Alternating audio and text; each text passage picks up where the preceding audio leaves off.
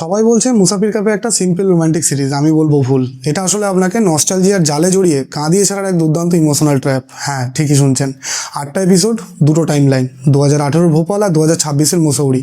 গল্পের কেন্দ্রে বিক্রম নাসির এক হারিয়ে যাওয়া প্রেম, আর মসৌরির পাড় এক অদ্ভুত ক্যাফে। এবার আসি সেই পয়েন্টে যেটা রিভিউতে কেউ বলছে না। এই সিরিজের আসল গেমটা টাইম লাইন জাম্পে।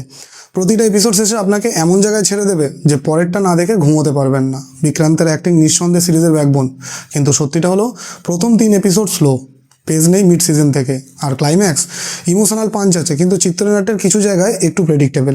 ভালো করে লক্ষ্য করবেন, ডিরেক্টর নস্টালজিয়া আর রিগ্রেটের যে লেয়ারিং করেছেন সেটাই ইউএসপি। ওভারঅল মুসাফির কাপে ওই সিরিজ না যেটা ভাইরাল হবে, কিন্তু যারা লস্ট লাভ আর স্লো বার্ন স্টোরি টেলিং ভালোবাসেন তাদের জন্য এটা ইমোশনাল ট্রিট। আপনার কি মনে হয়, বিক্রান্তের কেরিয়ারে এটা সেরা পারফরমেন্স নাকি 12 ফেলই এখনও বেস্ট?